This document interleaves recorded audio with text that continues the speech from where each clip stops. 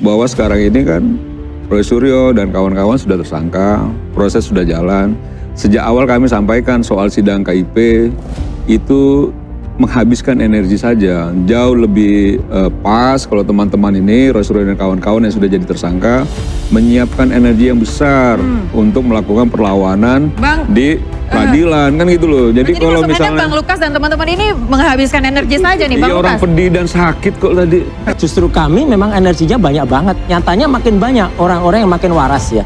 Yang kayak teman-teman Bon Jovi, yang kemudian ada Dr. Lydia, ada kemudian ada Pak Lukas, ada kemudian Dr. Gunatua, terus kemudian ada Profesor Tono Saksono, ada Prof. Henry Subiakto yang kemudian muncul. Sementara di sana makin kecil jadinya jadi rempah-rempah semua. Oke, Bang Lukas, abang yang Suasana studio sebuah program debat politik di televisi nasional mendadak memanas ketika relawan Jokowi meremehkan kelompok yang selama ini meminta penjelasan terkait dokumen akademik Jokowi. Dalam pernyataannya, relawan itu menilai para pemeriksa dokumen tersebut hanya membuang energi untuk isu yang dianggap tidak penting dan tidak berdampak apapun. Ia mengatakan isu ini sudah lama, yang mengangkat-angkat lagi cuma orang-orang yang tidak punya pekerjaan lain. Kalau memahami konsep energi dalam fisika itu ada konsep istilahnya entropi. Nah, entropi itu adalah bagaimana energi menyebar, memanifestasi menjadi alam semesta ini. Nah, artinya teman-teman relawan Jokowi ini kan memang tidak punya energi sebenarnya. Jadi mereka ini hidup dalam realm dunia pengkultusan.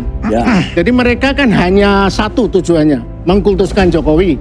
Jadi mereka menganggap yang proses-proses persidangan, proses intelektual, proses penelitian ilmiah dianggap tidak ada gunanya. Karena bagi mereka yang berguna hanya memuja dewanya. Nah, dewa yang pemuja sebenarnya Roy Suryo yang mengklaim dirinya peneliti nih.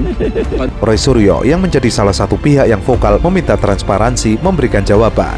Justru karena tidak ada jawaban jelas, semakin banyak akademisi ikut memperhatikan. Beberapa guru besar kini mulai bergabung menelaah persoalan ini. Kalau semuanya sudah transparan, mengapa ketertarikan mereka justru meningkat? Pernyataan Roy Suryo membuat relawan Jokowi tampak gelagapan. Kalau ada bencana siapa yang dicari pertama?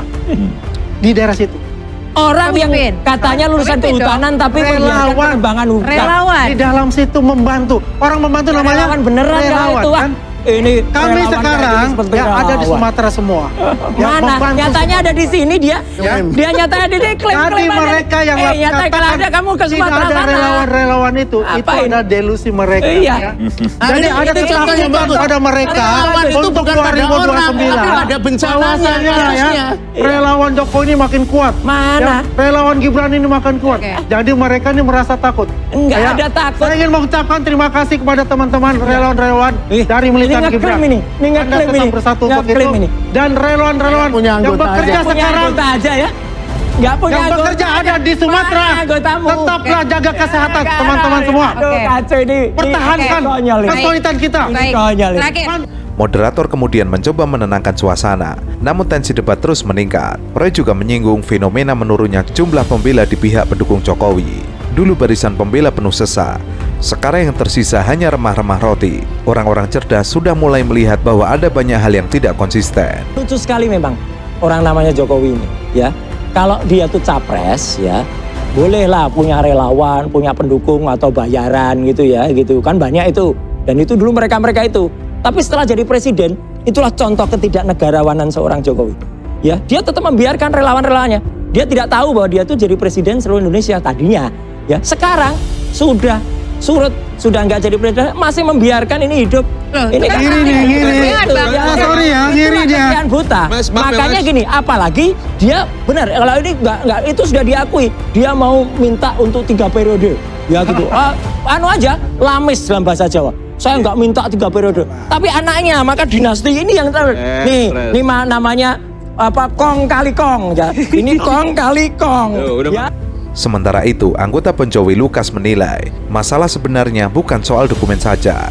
Para relawan ini mengkultuskan Jokowi seperti sosok yang tidak boleh disentuh. Begitu ada kritik sedikit saja, langsung marah, langsung menyerang. Demokrasi jadi sempit kalau Jokowi diperlakukan seperti dewa. Menggiring opini itu seolah-olah kita menemukan sesuatu yang luar biasa, ya, bahwa Pak Jokowi punya kesalahan-kesalahan ini, bahwa ini adalah palsu dan sebagainya. Anda giring opini Pak Lukas? Pak Lukas? Nah, ini problemnya ya. Problemnya sebenarnya saya males diskusi dengan relawan yang sebenarnya rekanan ini. Problemnya karena cara berpikirnya simplistik dan dia itu memproyeksikan karakteristik dia. Orang yang memuja manusia sehingga yang bernama Jokowi, sehingga kemudian dianggap Bon Jovi ini juga semata-mata mendukung Roy. Enggak, kita beda dengan Roy. Kita menghargai Roy ya sebagai warga negara. Tapi dia menggunakan caranya forensik dan macam-macam itu saja. Justru kenapa kami melakukan cara kami?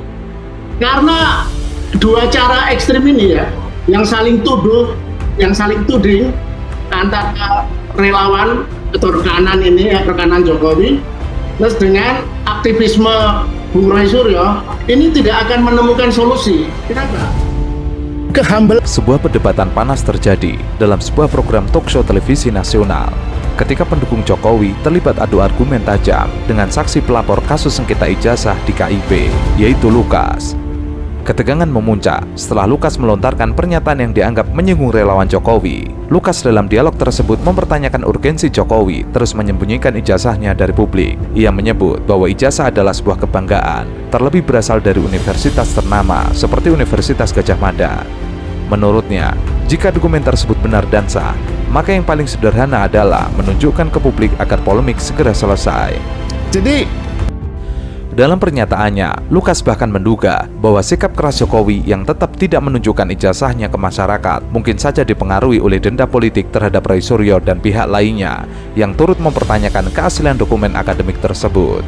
Tidak berhenti di situ, Lukas juga menyebut bahwa para relawan Jokowi yang terus mendukung Jokowi sampai saat ini adalah remah-remah roti. Artinya tinggal sisa-sisanya saja. karena dulu pada awalnya organisasi relawan Jokowi itu kalau tidak salah tercatat sampai 3.000. Organisasi relawan 2.800. Oke, mirip ya. Oh, saya melebihkan dikit. Oke, 2.800. Sekarang masih berapa yang begitu fanatik seperti Anda punya data? Kita ada data. Berapa? Kita ada. Pokoknya setengah lebih. Makanya saya disebut remah-remah. Kalau tadinya roti tawar itu banyak, sekarang tinggal dikit, itu poinnya. Loh, bagaimana Anda mengatakan bahwa itu tinggal dikit? Pernyataan itu langsung memicu emosi dari pendukung Jokowi yang tampak tidak sabar menunggu giliran berbicara.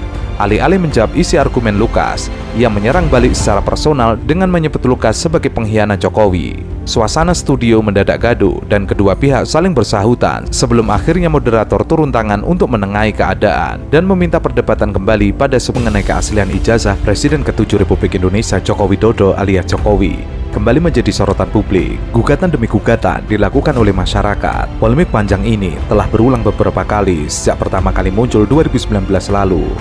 Saat itu, isu mengenai keaslian ijazah Jokowi pertama kali beredar luas di media sosial dan mengundang perdebatan publik. Polisi pun melakukan penangkapan terhadap penyebar hoaks, yaitu Umar Khalid Harahap yang menyebar narasi bahwa Jokowi menggunakan ijazah SMA palsu saat mendaftarkan diri sebagai calon presiden. Polisi menetapkan Umar sebagai tersangka atas penyebaran informasi hoaks yang meresahkan. Kembali memanas pada Oktober 2022 ketika penulis buku Jokowi Undercover, Bambang Trimulyono, menggugat Jokowi di Pengadilan Negeri Jakarta Pusat. Tuduhan serupa kembali diajukan pada April 2024. Kali ini datang dari tokoh politik Egy Sujana dan sebelah pihak lainnya. Namun gugatan mereka terhadap Jokowi ditolak oleh PN Jakarta Pusat. Tahun 2025, isu ini kembali mencuat.